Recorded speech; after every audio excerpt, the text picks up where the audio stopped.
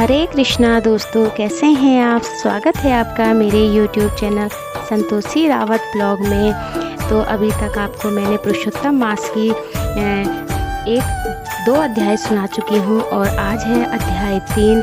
तो जैसे कि आप पुरुषोत्तम मास की अध्याय 2 में आपने सूत जी द्वारा पूछे गए राजा परीक्षित के पूछने पर भगवान शुक द्वारा कथित पुण्यप्रद श्रीमद् भागवत सुखदेव जी के प्रसाद रूप में कथा श्रवण की। और आज आपके लिए लेके आई हूँ मैं पुरुषोत्तम मास की कथा अध्याय 3। तो चलिए, तो जो लोग भी पहली बार मेरे इस चैनल में आए हैं तो सबसे पहले वो चैनल को सब्सक्राइब कर लीजिए, बेल आइकन प्रेस कर दीजिए। और जो पिछली कथाएं आपने नहीं सुनी है तो ज़रूर से आप पुरुषोत्तम मास की 1st और 2nd अध्याय ज़रूर सुनिएगा। तो प्रेम से बोलते हैं, जय विष्णु भगवान की जय हो, लक्ष्मी नारायण भगवान की जय, पुरुषोत्तम मास की जय हो, सभी देवी देवताओं की जय हो। तो चलिए भक्तों, अब सुनाती हूँ पुरुषोत्तम मास कथा अधिक मास अध्याय 3। तो प्रेम से बोलिए जय श्री कृष्णा, हरि बोल। ऋषिगण बोले, हे महाभाग, नर के मित्र नारायण नारद के प्रति जो शुभ वचन बोले वह आप विस्तार पूर्वक हमसे कहें। सूत जी बोले, हे द्विज सत्तमो, नारायण ने नारद के प्रति जो सुंदर वचन कहे हैं वह जैसे मैंने सुने हैं वैसे ही कहता हूँ, आप लोग सुने। नारायण बोले, हे नारद, पहले महात्मा श्री कृष्णचंद्र ने राजा युधिष्ठिर से जो भी कहा था वो मैं कहता हूँ, आप ध्यान से सुनिए। एक समय धार्मिक राजा अजातशत्रु युधिष्ठिर छल प्रिय धृतराष्ट्र के दुष्ट पुत्रों द्वारा धूर्त कीड़ा में हार गए। सबके देखते अग्नि से उत्पन्न हुई धर्मपरायणा द्रौपदी के बालों को पकड़कर दुष्ट दुशासन ने खींचा और खींचने के बाद उसके वस्त्र उतारने लगा। तब भगवान कृष्ण ने उसकी रक्षा की। पीछे पांडव राज्य को त्याग काम्यक वन को चले गए। वहाँ अत्यंत कलेश से युक्त वे वन के फलों को खाकर जीवन बिताते थे। जैसे जंगली हाथियों के शरीर में बाल रहते हैं, इसी प्रकार पांडवों के शरीर में बाल हो गए। इस प्रकार दुखित पांडवों को देखने के लिए भगवान देवकीसूत मुनियों के साथ काम्यक वन गए। उन भगवान को देखकर मृत शरीर में पुनः प्राण आ जाने की तरह युधिष्ठिर, भीमसेन, अर्जुन आदि प्रेम विह्वल होकर सहसा उठ खड़े हुए और प्रीति से श्री कृष्ण के गले मिले और भगवान कृष्ण के चरण कमलों में भक्ति से नमस्कार करने लगे।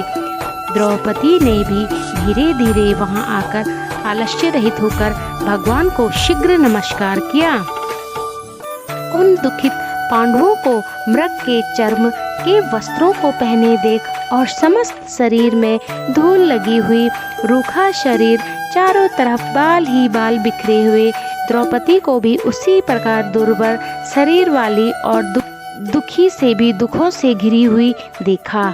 इस तरह दुखित पांडवों को देखकर वे अत्यंत दुखी हुए। भक्त वत्सल भगवान धृतराष्ट्र के पुत्रों को जला देने की इच्छा से उन पर क्रोध हुए। विश्व की आत्मा बाहों को चढ़ा गुरेर कर देखने वाले करोड़ों काल के कराल मुख की तरह मुख वाले धधकती हुई परले की अग्नि के समान उठे हुए ओठों को दांत के नीचे दबाकर तीनों लोक को जला देने की तरह ऐसे अद्भुत हुए जैसे श्री सीता के वियोग में संतप्त भगवान रामचंद्र जी को रावण पर क्रोध आया था। उस प्रकार से क्रुद्ध भगवान को देखकर कांपते हुए अर्जुन कृष्ण को प्रसन्न करने के लिए द्रौपदी, धनावराज और लोग से भी अनुमतित होकर शीघ्र ही हाथ जोड़कर उनकी स्तुति करने लगे। अर्जुन बोले, हे कृष्ण, हे जगत के नाथ, हे नाथ, मैं जगत के बाहर नहीं हूँ, आप ही जगत की रक्षा करने वाले हैं। हे प्रभु, क्या मेरी रक्षा आप नहीं करेंगे, जिनके नेत्र के देखने से ब्रह्मा का पतन ही हो जाता है? उनके क्रोध करने से क्या नहीं हो सकता, यह कौन जानता है कि क्या होगा? हे संहार करने वाले, क्रोध का संहार कीजिए। हे तात के पात, हे जगतपते, आप ऐसे महापुरुषों के क्रोध से संसार का प्रलय हो जाता है। संपूर्ण तत्व को जानने वाले, सर्व वस्तुओं के कारण वेद और वेदांत के बीच आप साक्षात श्री कृष्ण हैं। मैं आपकी वंदना करता हूँ। आप ईश्वर के इस चराचरात्मक संसार को अपने उत्पन्न किया है, सर्व मंगल के मांगल्य है और सनातन के बीज रूप है।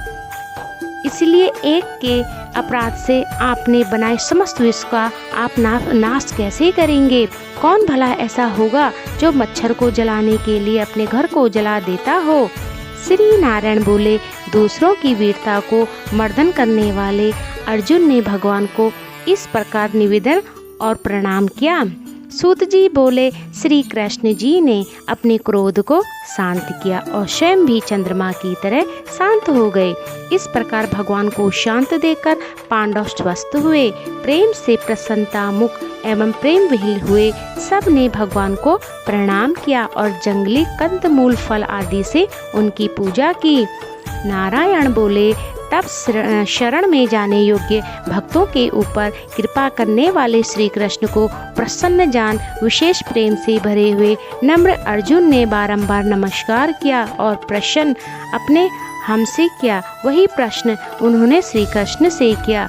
इस प्रकार अर्जुन का प्रश्न सुनकर श्री कृष्ण क्षण मात्र मन से सोचकर अपने सुहृद पांडवों को भी व्रत को धारण की हुई द्रौपदी को आश्वासन देते हुए वक्ताओं में श्रेष्ठ श्री कृष्ण पांडवों से हितकर वचन बोले।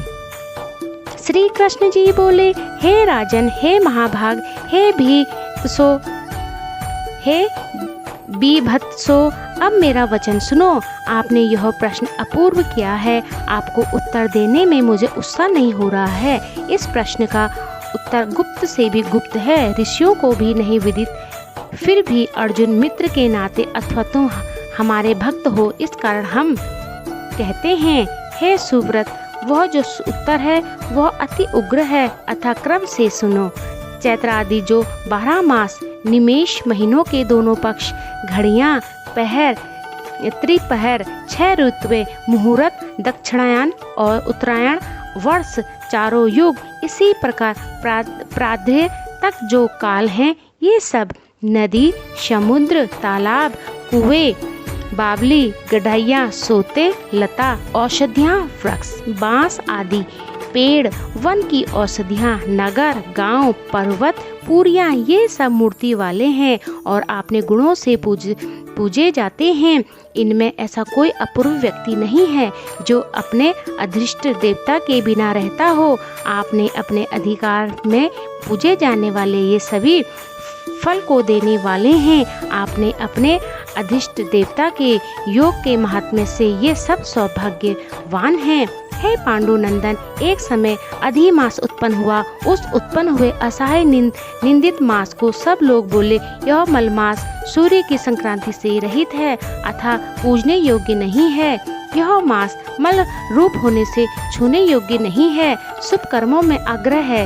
इस प्रकार के वचनों को लोगों के मुख से सुनकर यह मास निरुद्ध प्रभा रहित, दुख से घिरा हुआ, अति खिन्न मन, चिंता से ग्रस्त मन होकर प्रणास्त्र की तरह हो गया। फिर वह धैर्य धारण कर मेरी शरण में आया।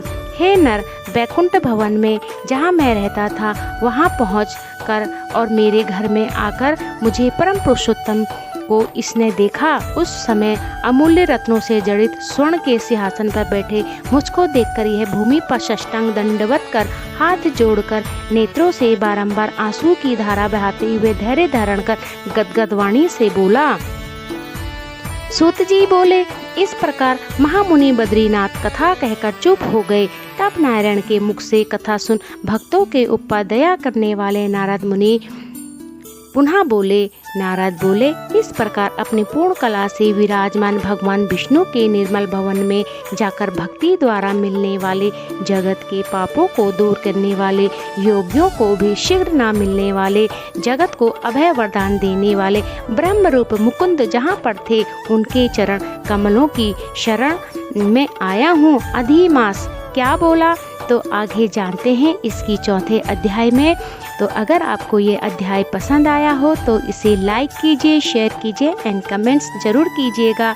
और जो नए लोग हैं वो ज़रूर से सब्सक्राइब ज़रूर कीजिएगा। बोलो प्रेम से विष्णु भगवान की जय, लक्ष्मी नारायण भगवान की जय, श्री कृष्ण भगवान की जय हो। भगवान श्री कृष्ण कहते हैं पुरुषोत्तम महीने में बहुत ही शक्तिशाली है। पुरुषोत्तम व्रत जो रखता है वही जीवन के अंत में मेरे घर गोलोक वापस आ जाता है। बोलो श्री कृष्ण भगवान की जय हो। हरे कृष्ण कृष्ण कृष्ण हरे हरे, हरे राम राम राम हरे हरे। तो